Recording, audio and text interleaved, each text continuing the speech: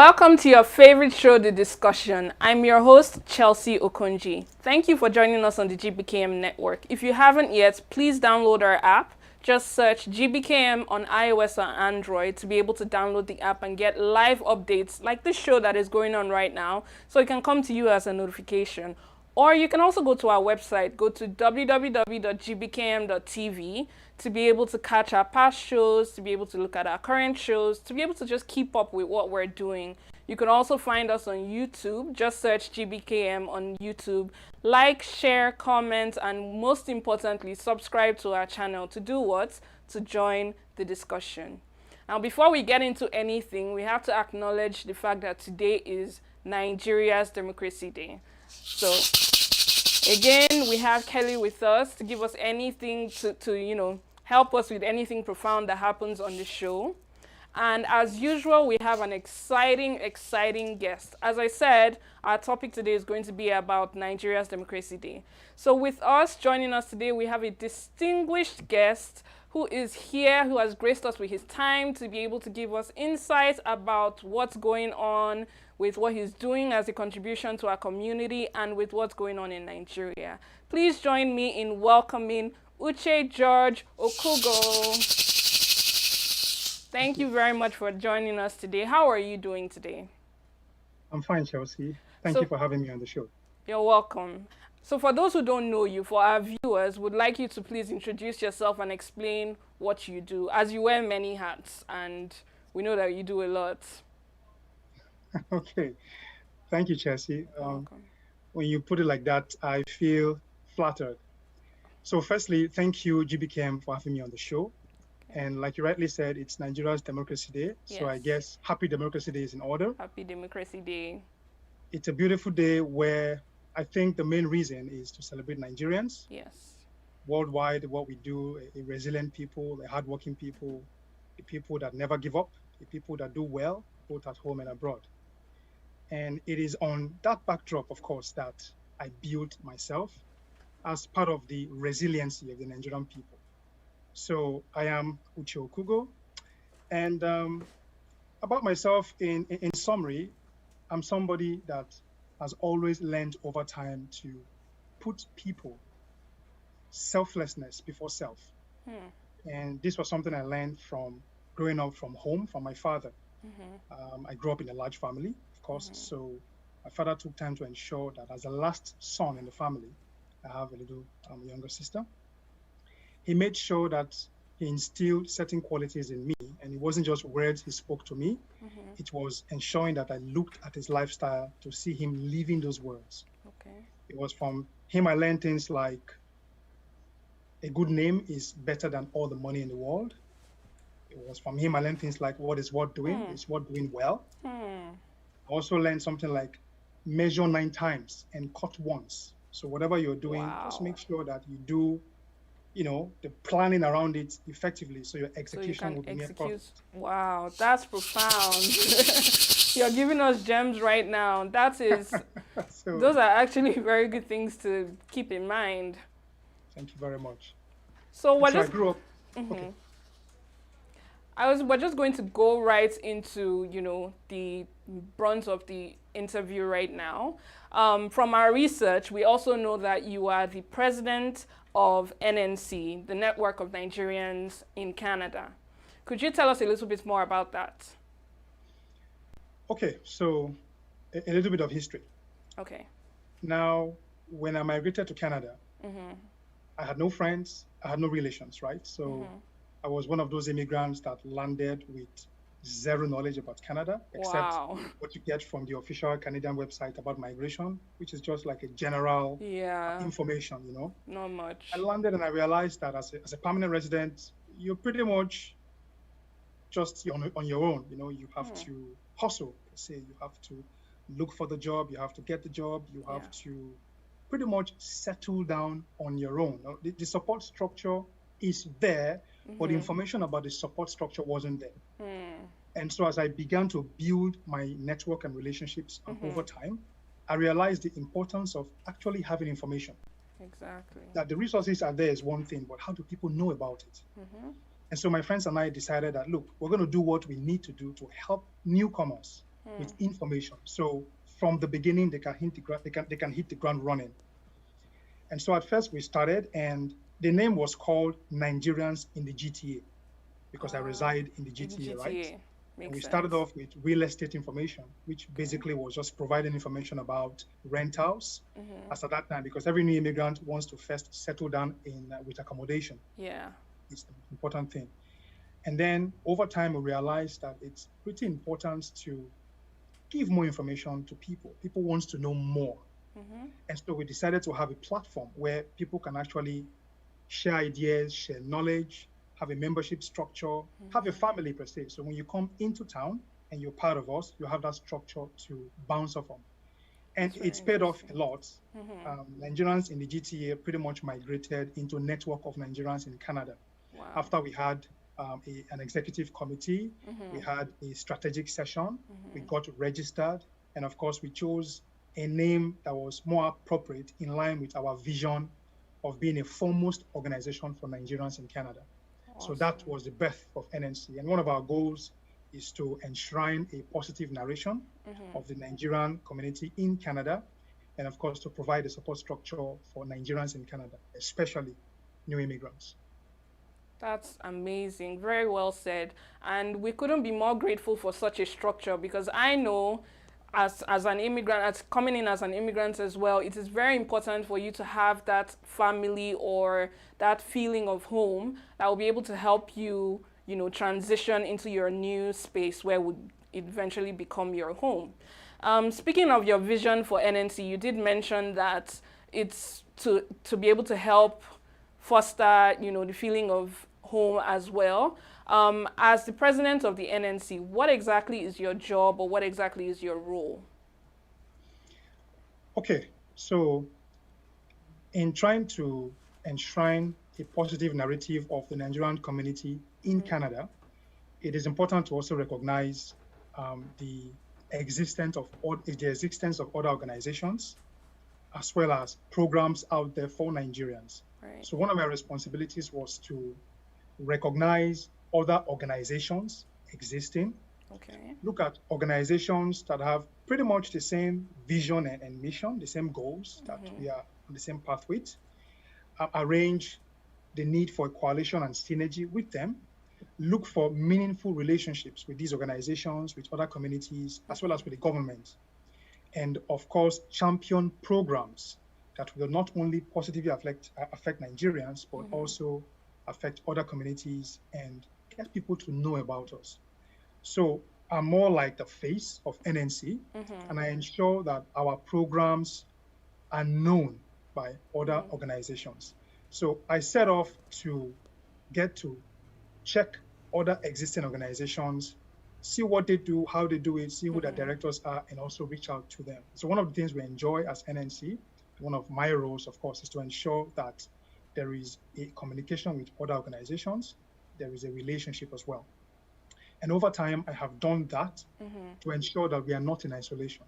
So Exactly. one of the key relationships we established Mm-hmm. was with the government, both at the municipal and federal level, as well as recognizing that there is a High Commission of Nigeria in Canada.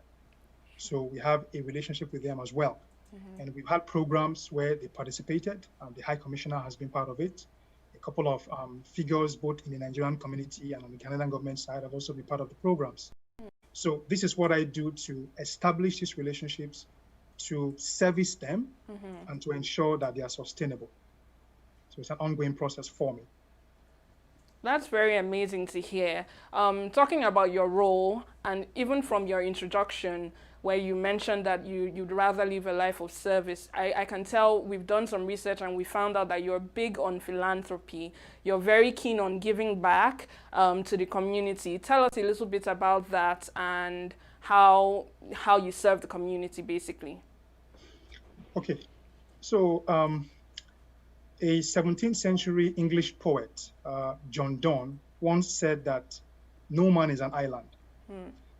And like I said earlier, I grew up in a large family, so I knew the importance of just ensuring that the person next to you is happy. Right, And it doesn't take much to make someone happy. It could be the little smile on your face. It right, could be sharing the little thing you have. It could be words of encouragement. It exactly. could be just being there for someone, right? So I grew up recognizing the importance of being community-centric. And my journey pretty much started from when I was a child. My uncle would always tell me that he remembered I would gather my friends and I would be sharing my knowledge with them. With Maybe them. I'm back from school, I would gather them and be teaching them what I understand from what I learned that day. That was kind of a give back, right? So, and my proper philanthropy started in 2006 when I joined Rotary International. Right. It's one of the world's foremost humanitarian organizations, and it's international. We have about 1.2 million members, and they're active also in Canada. So it taught me to position myself to be ready to make sacrifices, to give back to the society. And so since 2006 till date, I've been a Rotarian. I have, tried to give back as much as I can. Part of what we do is carry out projects in line with our 7 areas of focus. And it covers every sphere: children, health, mothers, water and sanitation, peace, the environment, economic development. And these are programs that are carried out with funding from within. Members pool resources together, we have our partners, and we expend funds helping people. And this pretty much launched me into my world of philanthropy, which went just beyond Rotary. I also did that with the church. I'm active in my church as well. In the Anglican Communion, I'm an evangelist. And so I give back to the community through the church. And then it was a springboard for me to be part of the foundation of NNC when I landed. And so it's pretty much something I do, and it has become part of me. So for the one I have lasted the longest with, which is Rotary International, one of the key things we do is, and you must have heard of this as well, is polio eradication. That has seen me travel to quite a number of places, carrying out immunization exercises, as well as contributing towards the fight against polio. And also, especially during the pandemic with NNC, we gave back as well. I volunteered with the government. There are social task force. We rallied NNC members around to support one another. And there were times when people would visit families with different items. We threw it out there for members to indicate if they need anything. And anything could be, do you want somebody to just come give you a hug? Somebody to help you do your shopping, whatever. And so it's something I have been doing, and it's not part of me. The motto of NNC is, of course, strength in diversity, and that of Rotary is service above self. And I try as much as I can to live my life in line with these mottos, as well as in line with our 4-way test. And so, yes, it's something I do. And one thing we're doing good is it's like a good market, a good business. It sells itself. It sells itself. You don't need to even talk about it. People will find out for themselves. Once it's something good, people will appreciate it, people will get to know about it, and people would want to associate themselves with you and whatever it is you stand for. Yeah, that's true. That's a very well said answer. And on that note of strength and diversity, Mr. President, I would like to say to you again, Happy Democracy Day. What do you think about Nigerians? Should we celebrate Democracy Day? Should Nigerians celebrate Democracy Day? Yes or no? I'm going to go to a quick break right now. But when we come back, we're going to be tackling this question of Democracy Day and the current state of affairs in terms of strength and diversity in Nigeria. Stay tuned. Do you want to be your own boss and make income or extra income with flexible schedule? Welcome to Keenan Courier. Keenan Courier works as a marketplace platform connecting customers who need something delivered with drivers that are willing to serve them. Courier with any vehicle, better trip allocation, and cash out your earnings whenever you want. Download our driver apps today to sign up. Welcome back to your favorite show discussion. If you're just joining us, I'm here with the distinguished Uche Okugo, who is giving us some gems about, being a philanthropist, living the life that he does, and also here to talk about political atmosphere in Nigeria, especially as it is Democracy Day today. So once again, we welcome you to the show. We say thank you. Just before the break, I had asked the question if you think that Nigerians should be celebrating Democracy Day today with the current state of affairs in Nigeria. Over to you, Uche. What do you think about this? Okay, so before I answer your question, let me just a little bit of history. Okay. In 2019, as part of NNC's programs to enshrine a positive narrative of the Nigerian community in Canada, we decided to celebrate Democracy Day. If you recall, that was the same year when the government just changed the date from May 29 to June 12. Yes. So the city of Brampton hosted this event, and they gave a proclamation as well. So officially in the city of Brampton, June 12 is Democracy Day. It's an official ceremony now. And that was the first time Nigeria was recognized with such a proclamation. When we started publicizing the event, there was a lot of criticisms, okay? People, on the one hand, thought it was a buy-over. You know, this was just a group of people that the government are using. And then on the second hand, some people were like, oh, we are completely missing the point. We're not being realistic. Why are you celebrating the government when you know that a lot of things need to change? I stand to say that Democracy Day is not an event to celebrate the government. It is a celebration for Nigerians to celebrate themselves. Now, I've always been somebody that looks at the positive side, okay? On the 29th of May, 1999, we transcended into our, I think it's a fourth republic, and at least it's been stable between then and now. A lot of things about the political structure, the government, of course, needs to change, and that change is being fought for to be effected. But we will not undermine the fact that we have to celebrate ourselves as Nigerians. I mean, in the world today, we are still one of the most resilient people, easily adaptable people. And so picking out a day like Democracy Day to celebrate us, our culture, think about everything we've achieved in everywhere we are, I don't think it's wrong to celebrate Democracy Day. So whether people are celebrating or not is in function of what they understand about Democracy Day. Nobody's coming to tick a box for the government. We're just saying, hey, look, we're just looking back and saying, I think we've done well for ourselves. You know, despite everything, Nigerians, we still find time to smile. We still find time to celebrate. You would notice on social media that almost out of everything that happens, you will still see Nigerians make a joke out of it to make people laugh and smile. That's who we are.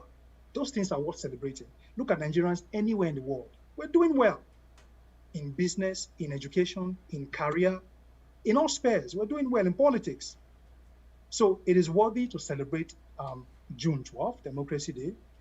And also one thing NNC does is we recognize that other organizations have their plans. Remember I mentioned synergy earlier. So for this year, NNC didn't do anything in particular because other organizations did something and pretty much wanted us on board as well. So before this program earlier today, Nigerian Canadian and Association of Newborns Week celebrated June 12th. I was part of that event as well. So NNC was part of the event. And so it is something worthy of celebration. I would say Nigerians should find time to celebrate themselves, just like you celebrate your birthday. You would say, you need to find time to celebrate our democracy as well. And then remind ourselves that there's still a lot to be done. Because if we don't celebrate it, then we might just not know that there is need to work on it, and we may not understand the role we have to play to make it work out. I totally understand where you're coming from in the sense that we should celebrate our individuality ourselves as Nigerians.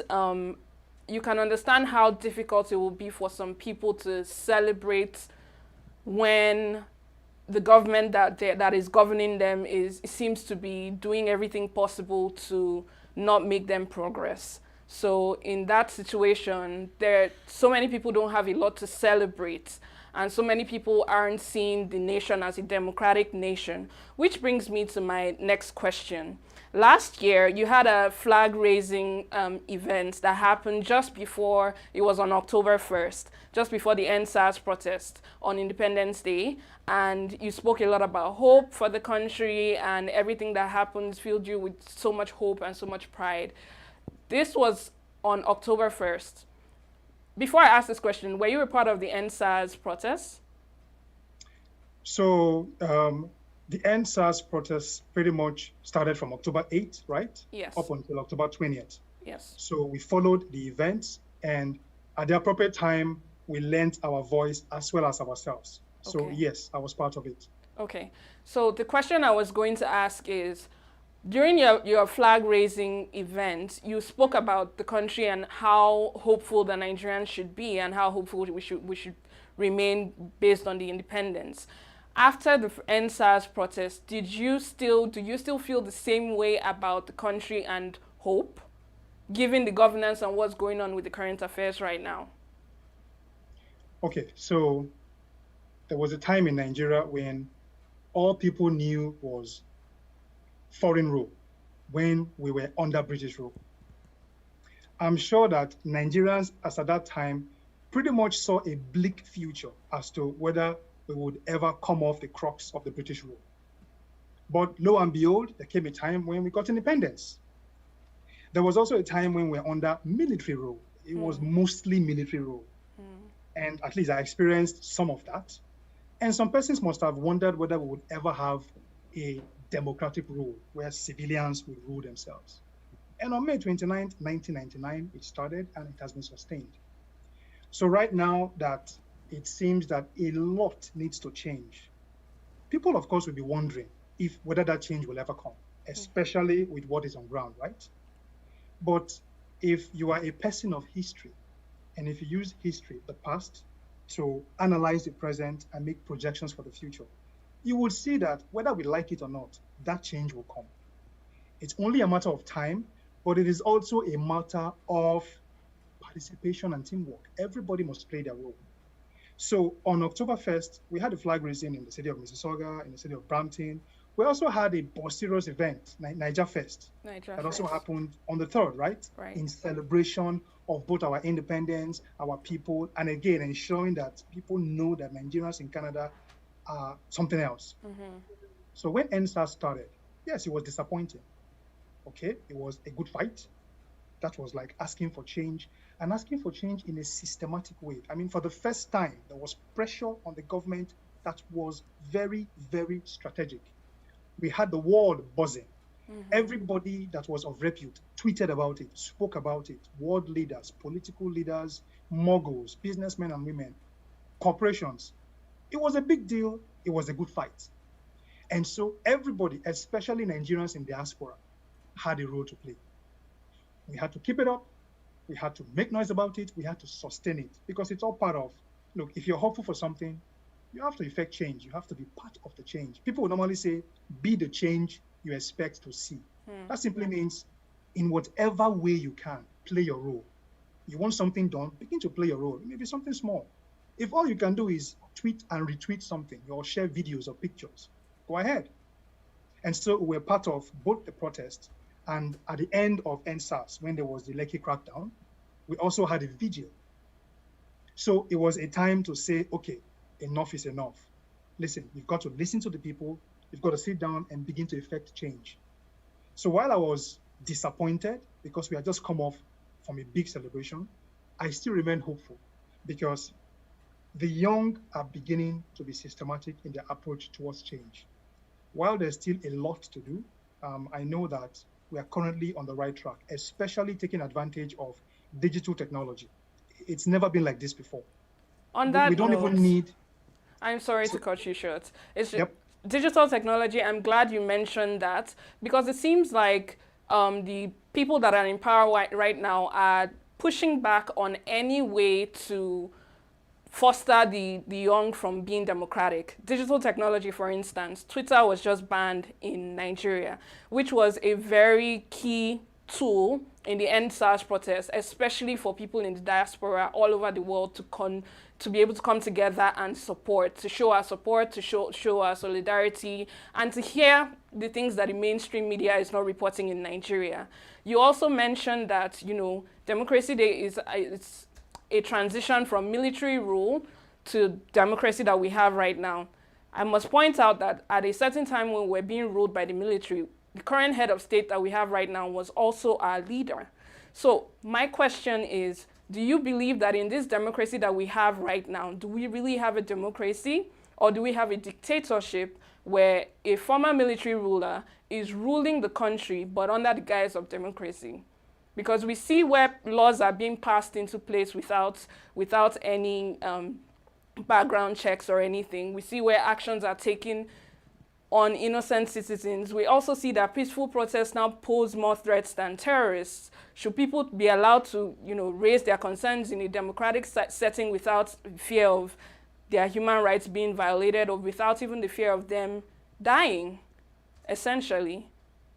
So my question is, do you think we are in a democratic state in this country, in this current state of affairs right now? Or do you think, like you mentioned, we were previously ruled by the military, which again I say it's the same, we have the same head of state that was a military ruler at that time.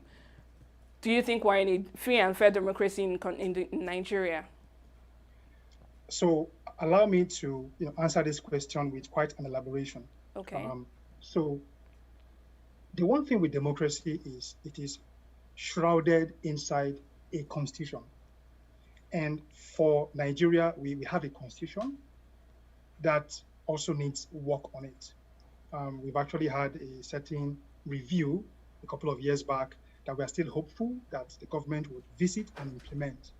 But the way it is right now, the current president, okay, by constitution, qualifies to run for that office.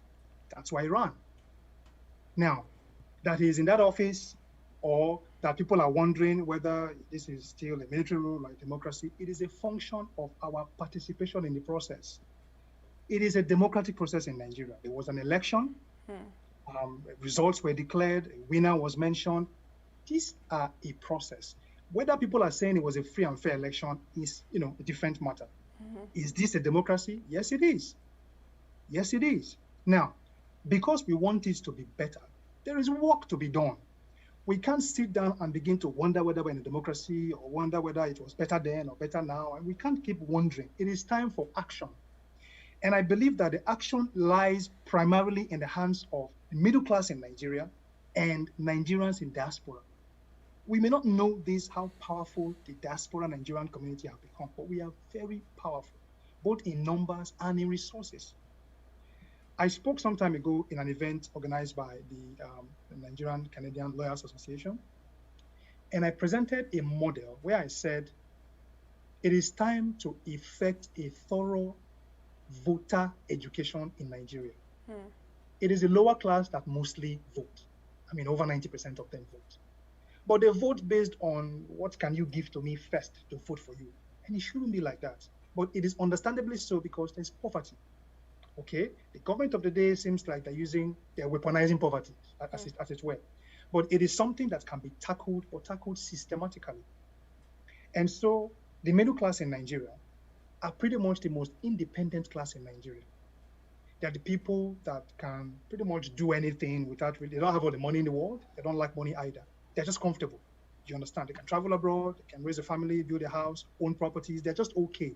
They are also the class that have direct access to the lower class because they have the mechanics working with them, the plumber, the roadside woman that they buy pure water from or something. They have access to those people. But the middle class is not interested in the politics of Nigeria. They are completely apolitical. They almost don't vote completely. So if the diaspora can effect this change by financing the process to first get the middle class to be excited about the political process, enthusiastic enough, and then use them to effect this voter education on the lower class. Of course, providing the basics for them as well. It will go a long way in changing how people see the contestants before the voting season. Nigerians in Canada are about 100,000 people. Now, this is my model. That means we're spread across about 30,000 homes in Canada as Nigerians, right? Just picking Canada as a model. Imagine if every home contributed $100. We would have raised $3 million, right? That's over 1 billion naira in Nigeria. Now, having organizations that can manage this process, including the finances, 1 billion naira can go a long way to effect change. And then by the time you add Nigerians in the United States, in Canada, in the UK and other parts of Europe, you can imagine what we can achieve. So it is time we get to work. Participation, synergy, that is the key. It is time to wake up and walk the talk. I understand everybody's frustration. I'm completely aware of what's going on, but this is my model. And it is time we engage in a coalition to say, what can we do and how do we do it? And then let's get to work. And trust me, that change will be effective when we begin to replace these people that attend corrupt politicians with people that will have our interests at heart based on how we vote on election day. Okay. On that note, would have to say thank you so much for gracing us with your presence again. Just to wrap this up and to understand what you're saying better, you did explain that the one possible solution to be able to get a free and fair election is to have the members of the diaspora contribute and to be able to fund the middle class, who will then in turn directly influence this lower class and educate them on how to vote for someone who is in their best interest. Is that correct? That's part of it, while also providing the basics that they need in terms of you can provide a support structure, not the usual stomach infrastructure that is temporal. Talking about a sustainable program to help them to begin to get out of that poverty with the funding, of course. Some could argue that the issue isn't just with poverty, with what's going on with Nigeria, because even if those that are educated or those that are not educated become educated and become aware, the powers that be will still, quote unquote, rig the elections or try to do things that are in place to stop power from circulating away from them. But this is again, like I said, it could go either ways. You mentioned one of the ways in which Nigerians in diaspora can help and show support. You mentioned one of the ways in which we can help our community as a whole. What are you doing as a person to help this process? Okay, so the idea is on the table. The coalition is in progress. We're actually in talks with a couple of Nigerian organizations as well. We've held a couple of meetings. I've shared my model, and a couple of persons have shared some very wonderful ideas as well. So I wouldn't say we are yet in the implementation stages, but we are getting there. Once we have a model to work with, it's all about playing our part to effect change in Nigeria. So for NMC, alongside other organizations, we are doing the much we can to ensure that change begin to happen, even as early as the next election season. It is a lot of work, I must say. It's been a lot of efforts. I've been in and out of a lot of meetings, but rest assured, it is something that we believe we can do, because I now understand how powerful the diaspora is. And so I'm willing to work with other organizations to harness that power and put it to good use. Thank you very much for taking time out and being on the discussion with us today. Once again, ladies and gentlemen, we have Uche Okugo here on the discussion discussing about Nigerian Democracy Day, and we're going to call it an end right now. Thank you for joining us live on the GBKM network. If you are just joining us, my name is Chelsea, the host of the discussion. If you haven't yet, please download our app, search GBKM on the iOS or Android website to be able to download our app. Or you can visit our website, go to www.gbkm.tv, and you can also like, share, and subscribe on YouTube by searching GBKM to be a part of the discussion. Once again, I'm your host, Chelsea Okonji. Remember, every topic starts with a discussion. I will see you next week, same time, same place.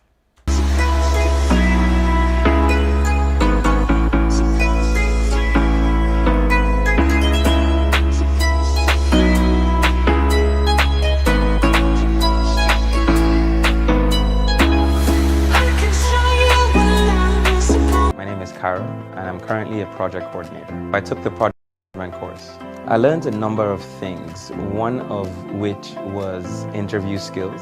I learned about the agile framework and how that's very different from the waterfall model of project management. At Top Run Consulting,